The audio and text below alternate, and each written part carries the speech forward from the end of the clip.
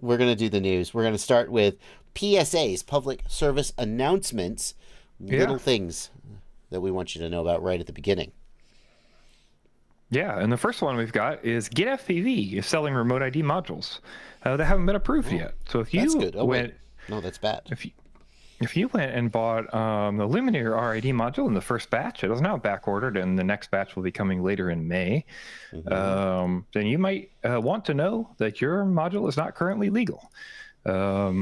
It may meet the requirements of the FAA, but it is not approved with a DOC with the FAA, meaning it is not legal, meeting the legal requirement to use on your drone. I got this reply back from GetFPV support today just to confirm that. The paperwork has been submitted, but the product itself is compliant currently. I'll just tell you from my own knowledge, it only takes 2 days from paperwork submittal to get it back. So that might be really convenient that I happen to email them. Or maybe something else is going on. But either way, you should know that if you're purchasing this remote ID module, this does not legally meet the requirements. It technically meets the requirements, but it does not legally meet the requirements because it's not an approved module. Right. So in case there's any confusion about that, because people say, well, why can't you make your own remote ID module? And it's true that you could create an electronic device that does all the things a remote. It's like if I go out and say, I'm a doctor. I am a doctor and I am allowed to provide medical services. It doesn't matter how good I am at doctoring. If I didn't go to college and get a medical degree and get a certification by the state, they're not okay with me saying I'm a doctor. And it's kind of like that.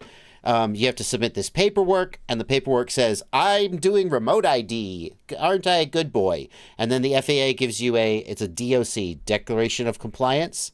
Yeah, you submit a means of compliance, and then they give you back a declaration of compliance for your device. And until you have that declaration of compliance, everyone flying with your remote ID module is technically not complying with the law. Now, I said to you before the live stream started, it is not an excuse. GetFPV, like if you're going to sell remote ID modules, obviously they have to have a DOC. But if you bought one of these and it's on your drone and like for some reason you get in trouble with the FAA, I feel like there's pretty good odds that you'd be like, no, I had a remote ID module.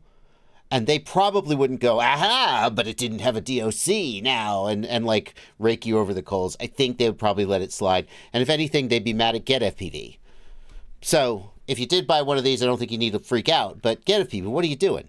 It's not okay. Yeah. Like, there's not even like, if we go to the product page, does it say on here somewhere, we're not compliant, we don't have a DOC, don't use this until we have a DOC? No. They use creative language, I would say, to get around the fact that they don't say it's legally certified. That? So it says in the features section there, it says, go scroll up. Specifications, features? Oh, here we go. Yep, like halfway down. Meets FAA remote ID requirements. Well, that's just... that. So it depends on how you read that, right? That's very creative language. No, but obviously no one's going to know. In fact... And that's what my point is, 100%. I emailed back with the email that I got, because that was the email I received, and I said, you should put a disclaimer on the website, so that people understand, because nobody knows that. People are ordering this as though it's a working module that they're allowed to use legally. So. Yeah. I mean, a lot of people have no interest in complying with remote ID and just, give two fingers to this. But if anyone feels like they need to comply and has spent $90 on this, then by all means, they should be legally compliant. And GetFPV, I'm not saying they should put, well, it's out of stock now, so they don't even need to pull it. But they really, that seems like an oversight at best. So. Yeah. There you go. So if you bought this, you're not technically compliant. And I'm sure you will be very soon, but not for now. Yeah. I can't resist, Blunty. I can't resist talking about the price. $90 for a GPS module and a little PCB? Why, that should be $15 at best. Why, I could buy those components for 3 cents and half an onion. What a ripoff. Do you have an opinion about that? I think the first round was 70, right? I think they introduced it at 70 and then sold it at 90 later, I think, for the next batch. But yeah, I mean, the biggest issue is just the requirements that you have to meet. Exactly. Like you're not seeing anybody sell a cheaper module with a GPS on it, because it's hard to sell and produce a module that's cheaper with a GPS on it. If you can do it, you should do it, because you'll sell a lot of units.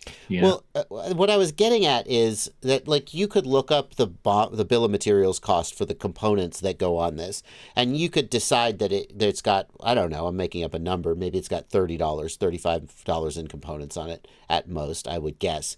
And then you could say, okay, now add a typical retail margin, and so it should cost X, right? And X is way less than 90. But I think what I'm getting at is there are additional regulatory requirements involved in selling a remote ID module and keeping it legal that these manufacturers have to sort of hoops that they have to jump through. And anytime the government adds hoops you have to jump through, it becomes more expensive.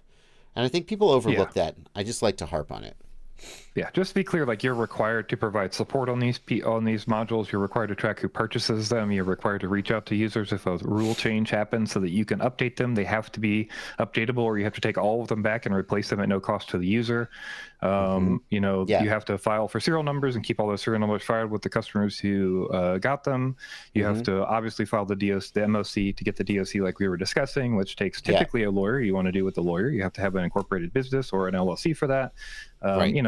There's liability for the work, and there's just a lot of different levels to the production of it. And I think a lot of people think it could be done a lot cheaper, and maybe it could be for certain people. But if you actually want to meet the guidelines, the requirements, and not have it pulled in 6 to 12 months when they start carrying, which could happen. Exactly. You really have to do these kind of things, and that's why you're seeing all these RD modules come out at these prices. So what I would say is, if you just think F the FAA, I'm never going to comply, then what do you care how much it costs? You're not going to buy it anyway. It could cost $1 million. Doesn't matter. But if you're trying to comply and you're annoyed at how much these cost and think it's a price gouge, and the flight test module, we hear the same thing. Everybody thinks remote ID modules cost way more than they should. Blame the government, because the cost of complying with government regulations is substantial in terms of just manpower and time and risk in the future. And that's just how it is. Anyway, I'm not saying you should or shouldn't buy it. I'm carefully staying away from that question. But I feel like we should drag people and companies when they screw up, like GetFPV not certifying this and selling it. Drag them. But then I hate when people get accused of gouging or other things that they're not. I don't think they're really fairly being accused of, and I'd like to stand up for them. Anyway, all right.